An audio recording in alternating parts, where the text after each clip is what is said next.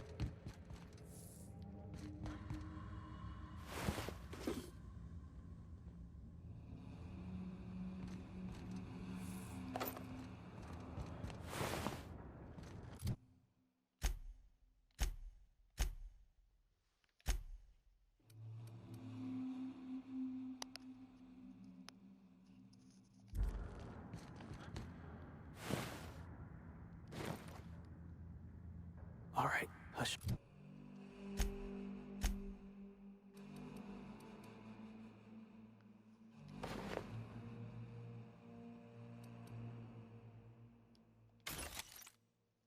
Up.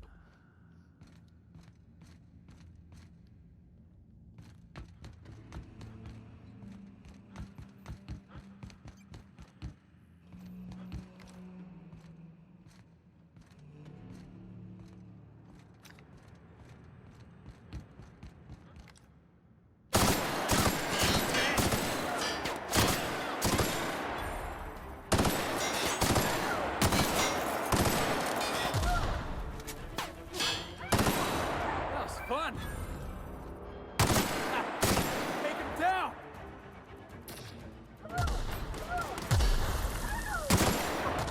Don't mess with the best! We're really doing this, huh? All right, boss. I'm ready. Let's do this.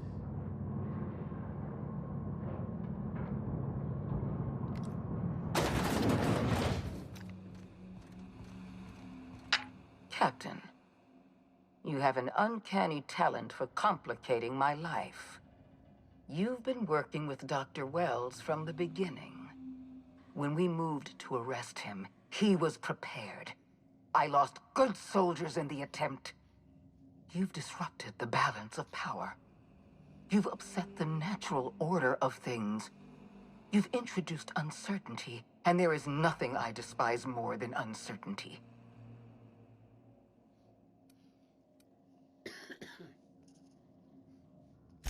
I'm afraid I can't do that. For all your talents, you are the enemy of Halcyon, and therefore you are my enemy.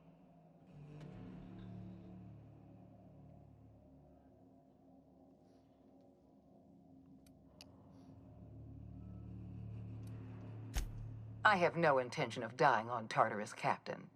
Not when there's so much work left to do. I admit I miscalculated the extent of your influence. The board's plan never accounted for you. This is a mistake I intend to correct. I have Dr. Wells in my custody.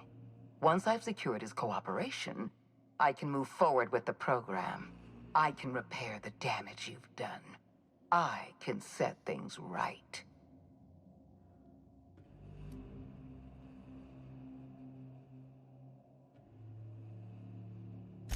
I'm aware of your propensity for violence. Halcyon is a bloodier place because of you. I take no pleasure in this, you know. I simply have no other option. Leaving you alive is too great a risk. Goodbye, Captain.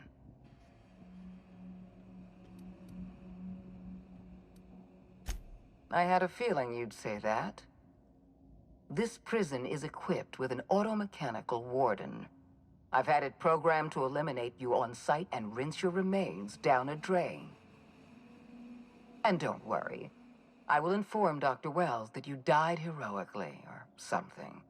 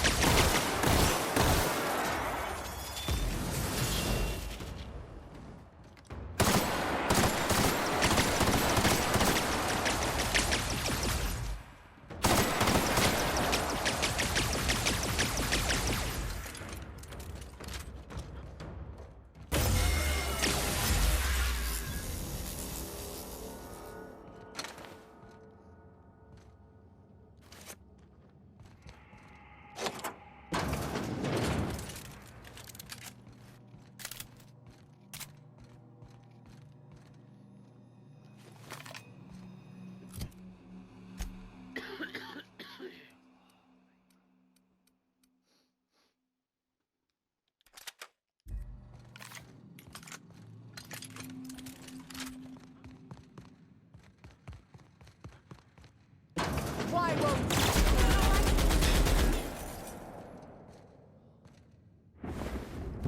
me out of here!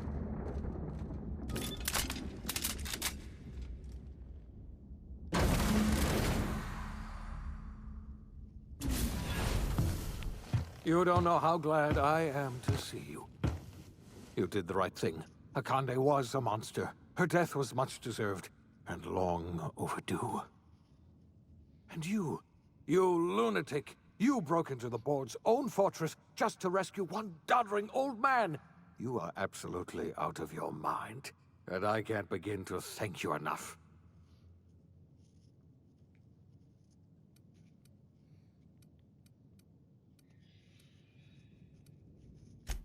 I know, my friend, I know. And now it's finally over. The board's finished. It's only a matter of time before the entire system slips from their grasp. You've broken the board's stranglehold on this colony, and you saved my life. But there's still so much we have yet to accomplish. You and I are going to have to work harder than ever to save Halcyon. I'm afraid the situation is far worse than any of us ever anticipated.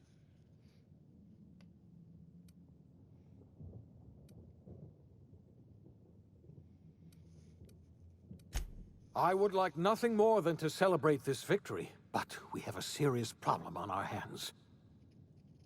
Earth has gone dark. We haven't received a single message in 3 years.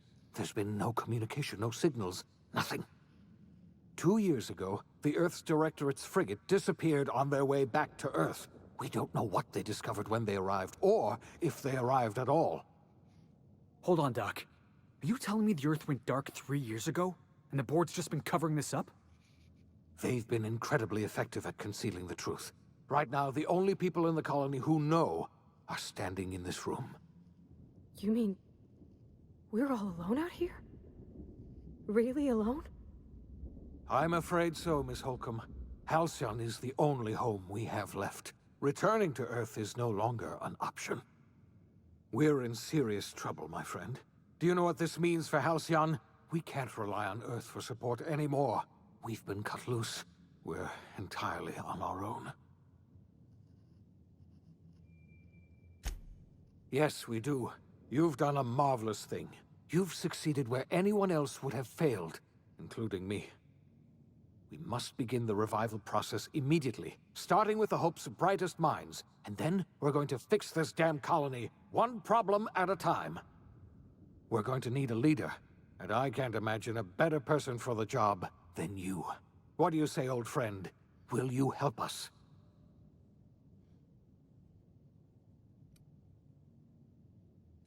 I can't tell you how glad I am to hear that.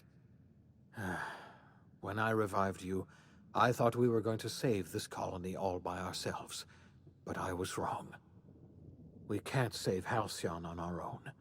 We're all going to have to pull together. Somehow. We are not a colony anymore. Our last connection to Earth has been severed. I don't know if we'll survive, but we're going to have to try our best.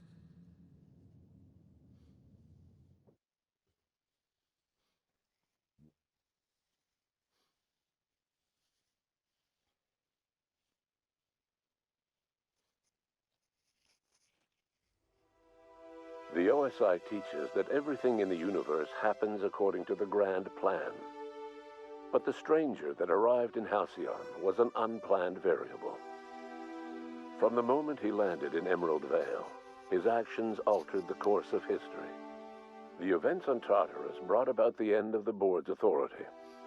But the board's mistakes would haunt the colony for decades to come. The damage they left behind would require the work of a generation to repair. Dr. Phineas Wells began reviving a handful of the Hope's colonists. Engineers, scientists, technicians, and intellectuals. They were among the brightest minds the Earth had ever sent out into the stars. The Hope scientists and engineers woke up in a colony descending headlong into total collapse. With no way to return to Earth, they had no choice but to band together and devote themselves to the cause of saving Halcyon. The people of Halcyon were nothing if not hardy. In the absence of the board's authority, many of the colony's settlements banded together with a single purpose in mind: survival. Life was especially hard in the years to come. Some towns dissolved by attrition and starvation, but most of them found a way to carry on.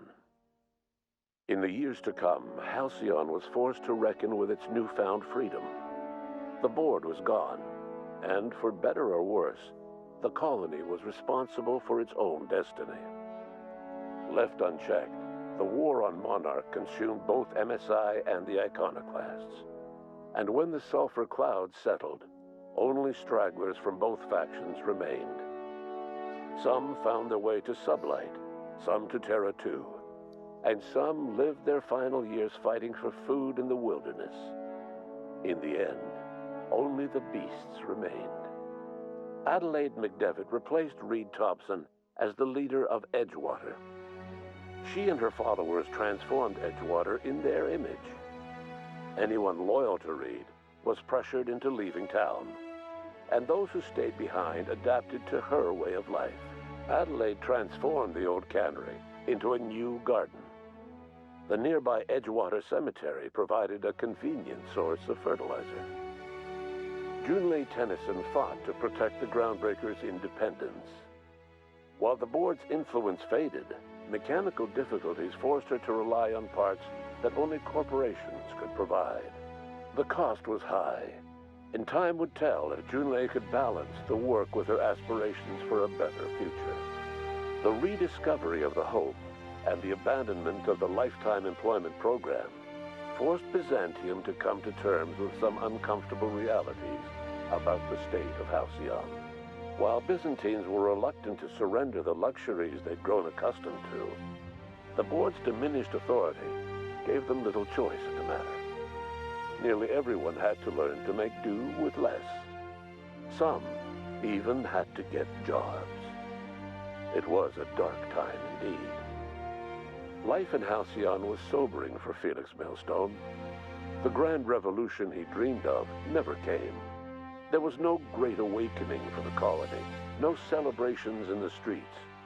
There was only the hard, desperate work of trying to repair a broken colony. Felix never had a head for numbers, but if there was labor to be done, he was there to help. Eventually, Felix realized that the work of a revolution was done with two hands. Though Parvati eventually grew comfortable aboard the Unreliable, she never quite came out of her shell.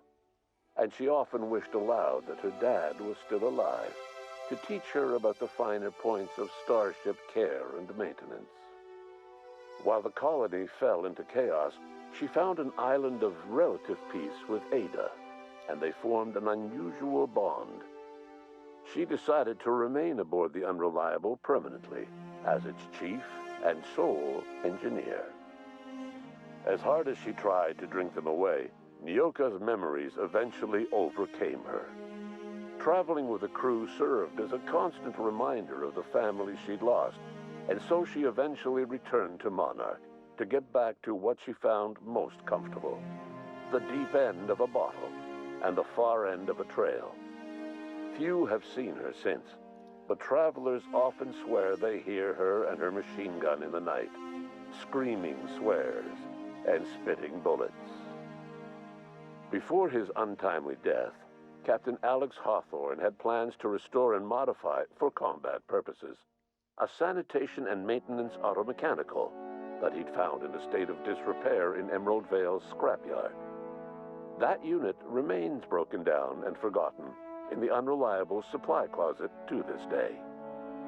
Though Minister Clark was eventually released from house arrest, long years of isolation left him a changed man, little suited for bureaucratic work or for the colony that was changing around him. He remained in his estate largely by choice, fading from public view. As for Dr. Phineas Wells, he spent his remaining years in his orbital lab. Though he was always haunted by the failures of his past, he was determined to make things right by building toward the future. Dr. Wells was able to revive many more scientists and engineers than he first expected. thanks to the additional batch of chemicals you stole from the Ministry. Wells never forgot about the human lives that were lost in acquiring these chemicals. The revival project was hard and painful work, but in the end, despite limited resources, over half the Hope's colonists were successfully revived. Even after Wells passed away, the Hope scientists and engineers worked night and day to pull Halcyon from the brink of collapse. Their efforts continue to this day, which may be reason enough for optimism. Dr. Wells laid the groundwork for the project to save the colony, but he would never live to see the fruits of his labor. He passed away a few years later. His work was carried on by the scientists and engineers he revived. Life will never be the same in Halcyon.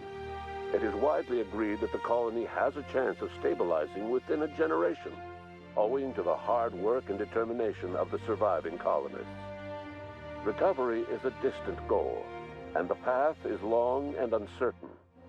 But the people of Halcyon carry on, determined as ever.